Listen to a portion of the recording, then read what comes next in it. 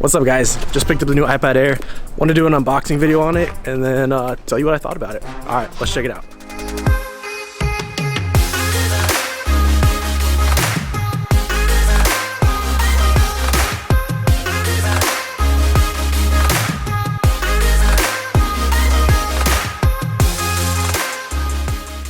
Here it is right here. So you got the iPad Air. This is the 64 gig one. And then I got the Apple Pencil 2. And my experience with iPads and Apple Pencils started in 2018 when I started doing a lot more Comic-Cons. And at the same time, I was getting a lot more client projects. And I was having a hard time balancing my travel schedule along with my, Comic-Con schedule and my art show schedule. And then also with all my client projects. And the solution for this was for me to get the first generation iPad Pro here and then the first generation Apple Pencil. I've been using these since 2018. Absolutely love it. I think it's a game-changing product for the art industry and comic book industry as a whole. Recently, my iPad Pro completely crapped out on me and had nothing to use except for my Cintiq tablet, which is my home base tablet. And now that the Comic-Con season is starting back up, I'm gonna have another tool to use on the road. And I thought this was the perfect time to get the new iPad Air and the Apple Pencil 2. So I wanted to unbox that in front of you guys and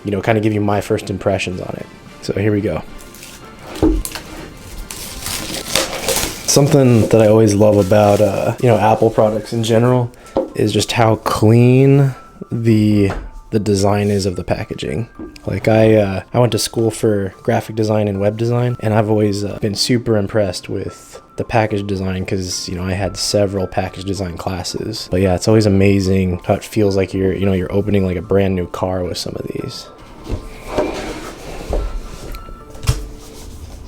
So something immediately that I love with this one compared to the 2018 iPad Air is the edges. Like I felt like, if you can look at this one, so you see how the edge right here is like rounded and beveled? When I was on an airplane and whenever we hit a bump, I always found myself like this almost slipping out of my hand. But with this new one, I can feel it, that this thing is not slipping. Like with this like hard edge here, like I feel like this is definitely more manageable. Like the grip on this, like it even still has the plastic on it, but this just feels more durable and has some more weight to it, that it feels like, oh, I'm totally holding on to this thing. Oh man, I love that sound. So yeah, just from feeling it, this definitely feels more durable. The texture of the screen feels different too. Like here, let me just compare it real quick. Yeah, that's interesting. So the screen on the new iPad Air feels like there's more of a texture to it, whereas this on the old 2018 iPad Pro, it feels more like glass, like a glass slick texture, which I know a lot of artists complained about, that it's hard to draw in glass, but yeah, this one feels like there's a texture to it. All right, that's cool. All right, let's open up the Apple Pencil 2 now. So we got the Apple Pencil 2 here. Let's check it out. Can you imagine like when they're gonna get to like the Apple Pencil like 100, just how many syllables we're gonna be using? Like this is the Apple Pencil 1032. Yeah, I'm getting excited for those days. Again, I always love the presentation of these. Okay, so yeah, this is my first time holding this bad boy, and it's funny that this thing feels like I can already tell it, like it feels like it has like the wood grain kind of bevel to it that a actual pencil would have. This is the Apple Pencil 1, and this thing, like I love it. It's still, I think I prefer this Apple Pencil over the Cintiq stylus, which let me show you that real quick. This is the Wacom or Cintiq stylus, and I've been using these ever since I started using Wacom, and these always feel really bulky.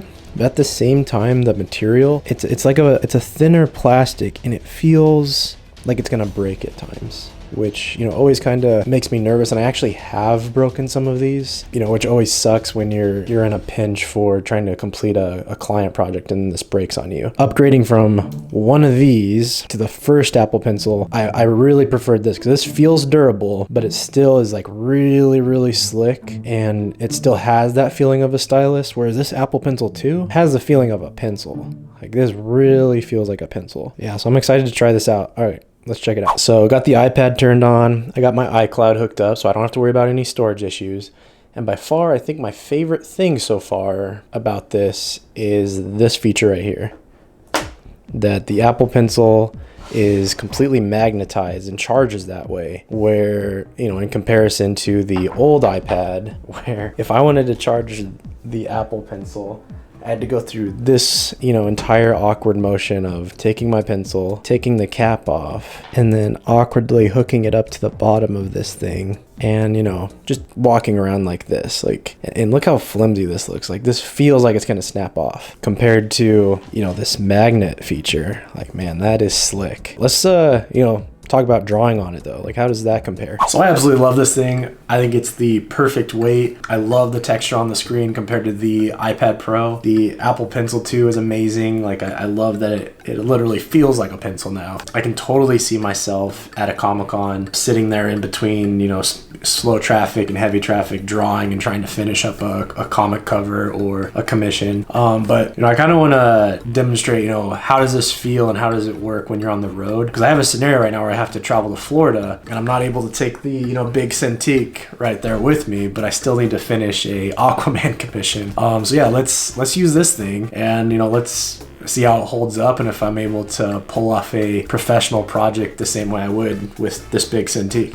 So yeah, let's jump on a plane. So before I get on the road here, I usually set my canvas size for 4,900 by 6,000. And I always use 300 DPI. And I'm gonna try something here and see if I can adjust my maximum layers. It looks like at that, the most layers I can have is 14, which I think is actually gonna be okay for this scenario. Because something I usually do with my art when I'm traveling on the road, I will usually flatten my layers once I feel confident with how the piece is looking. So I think this will work. But I always use this size because that's a good printing size for, you know, some of my more commercial clients that I get. And then I just uploaded my brushes from Photoshop into Procreate here. Unfortunately, I don't really like Affinity, which is you know, the like Adobe mirrored program for iPads. But the solution that I found was just using the Photoshop brushes that I use in Procreate, and they work pretty well. So like right here, I got my DG pencil sketch set, and these are all the different pencils that I use for my line work. And then once I get into coloring, I usually use like my blending brushes. So yeah, we're gonna test out and make sure that the way they feel on my Cintiq tablet, if they feel the same way on the iPad Air here in Procreate. Yeah, I'm gonna be paying attention to that while I'm on the road.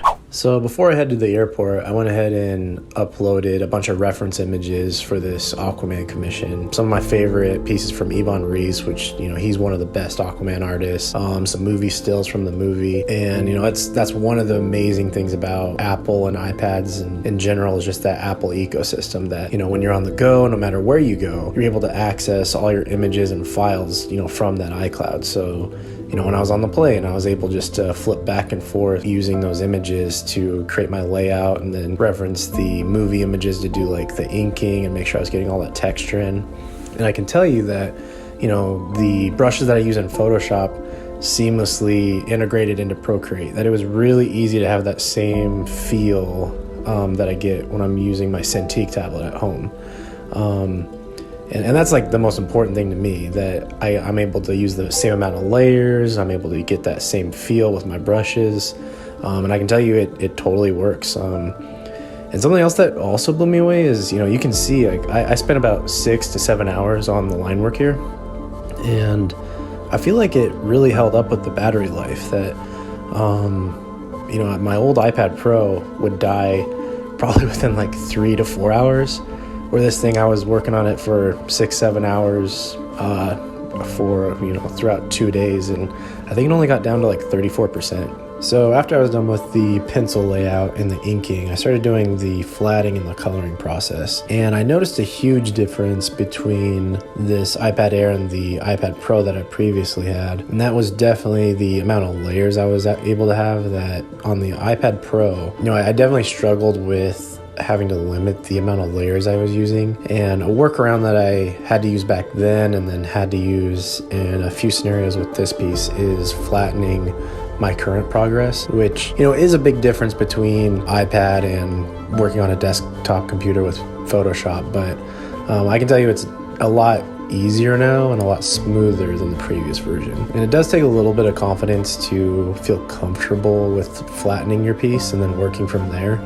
But a good workaround is to take your progress and then save that to your iCloud. That way, if you mess up, you can, quickly go back and, work from the previous version. So it's kind of like a save as, but you're working from your iCloud. And that's a way to keep all your layers and keep all your changes without, losing everything all at once. So, this is what the final version looks like. I'm pretty happy with how it looks.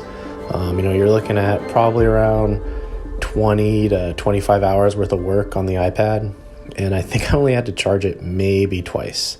So I think that's amazing that this mobile device, allowed me to work on this while I was traveling, on the road, and I was still able to deliver this project to the client on time. So yeah, I highly recommend this. I think this is the perfect product for beginning artists or artists that are on the go. What's up, guys? I just got back from Florida and I absolutely love this iPad Air. I think it works perfectly for the kind of scenarios that I'm in, where I'm on the go and I'm traveling to Comic-Cons and art shows. This is really easy to pull out. It's lightweight. I love the feeling of the Apple Pencil. It was crazy that I was able to pull this up on my desktop computer and look at it in Photoshop and see that putting it side by side next to my other portfolio items, they have the same quality, they have the same line work. And I think it, was extremely smart that Apple was able to allow artists to import brushes from Photoshop into Procreate on the iPad Air. So I highly recommend that. I love having the same workflow, whether it's here at home or on my iPad when I'm on the go. I think the price point of this is perfect. I think it's easily accessible for artists that are wanting to get started in digital art compared to, the big over $5,000 setup that I have behind me. This iPad Air is $800 once you get all the Apple Care and everything. Yeah,